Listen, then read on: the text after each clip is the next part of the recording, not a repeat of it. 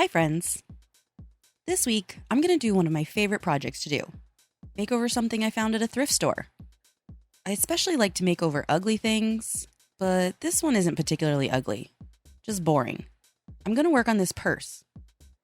Like I said, not ugly, just boring. I got this purse a while back at the Goodwill for $3.99 apparently, and it is dusty. I think if I remember correctly, I picked this purse because it had a good amount of painting real estate. There's only this logo on the front and a zipper pocket in the back. Anything good in there? Some crud. Wonderful. Inside the purse, there's this weird disc thing inside its own special little pocket. What the heck is it? Is it an anti-theft device? A GPS tracker? There's what looks like a button on it, and I was legit scared to push it. Like, I fully expected an alarm to go off. Nope, nothing. Yeah, turns out it's a light to see inside the purse. With that mystery solved, it's time to prep this thing for a makeover. So I started by cleaning off the dust and vacuuming out the crud. Then when I was snipping some of the loose strands, I noticed that this area where the strap attaches is kind of like wearing apart a little bit. So I used some fabric glue to reinforce it. And then I used some high-tech clamps to hold it together while it dried. Now to work on the body of the purse. Since it's sort of floppy and I don't feel like painting over folds and creases, I stuffed it as full as I could with grocery bags.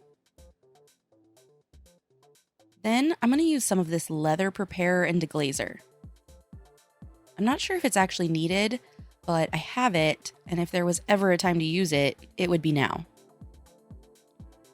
Plus, some stuff did come off on the paper towel, so I vote that it was a good idea. The next step is gesso. No, just kidding. I don't have fabric gesso. But I do have white paint, so I'm going to give it a base coat or 3 to make painting on it easier. I tried to be careful around the edges so that I wouldn't make too big of a mess of the hardware and the zippers. And then when the fabric glue was dry, I gave the strap a base coat too.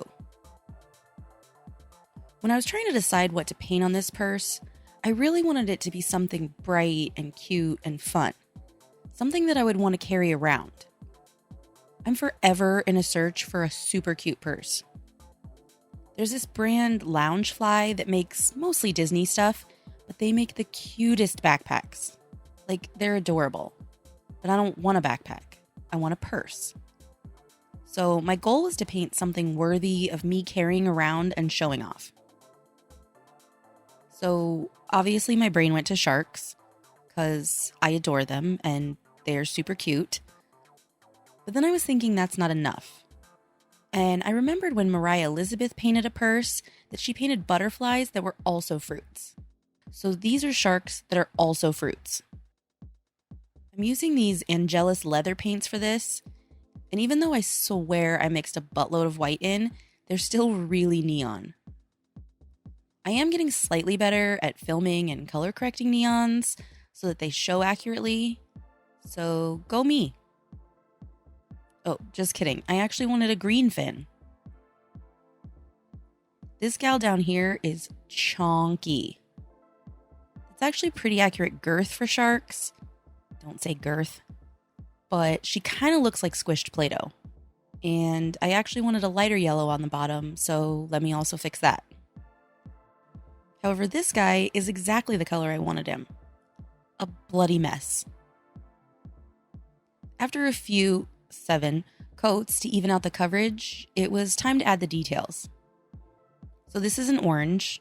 Obviously, what other fruit is orange? The fin is the leaf, and the underbelly is the orange meat. Then I'm just adding some texture for the orange dimples. This girthy gal down here is actually a pineapple with a leaf on her head that sort of looks like an ancient symbol. I thought maybe the crisscrossy pineapple stripes would help a girl out, but she's still looking kind of quirky. And the Bloody Baron over here is a strawberry. I added some guts on the bottom, and then some seeds that I didn't like, made worse, and then eventually fixed. Then I finished up the belly details. Next, everyone gets some eyes and teeth. Oh no, that is not helping our girl at all. Of course, I didn't forget about this big mama on the back. She's gonna be not that color. This color, which looks the same, but I swear that it's not. In case it wasn't obvious, this gal is a dragon fruit. I haven't painted anything dragon fruit in a long time, but I really should because the colors are so pretty together. After the coverage was looking good, I spent a long time trying to blend green into pink before I realized I could just do a dabby splatter thing, and it looked really good. Then I added the dragon fruit spots. Are those seeds? They're probably seeds. And of course, her big old eye. Now, the background obviously has to be blue because they're sharks and sharks live in water, but also it contrasts really nicely. And weirdly, while the main colors of the sharks took like 7 coats to cover all the patchiness, the blue of the background looked pretty good after 2.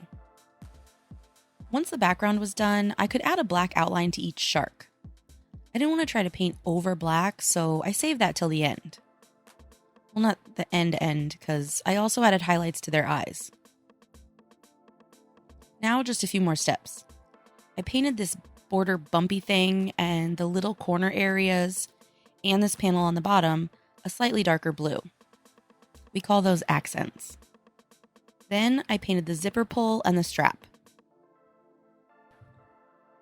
And that's it. I really enjoyed painting this, and the sharks came out really cute. And I do really like this design, but I feel like it's missing something. What do you think? Thanks so much for watching, and I'll see you next time.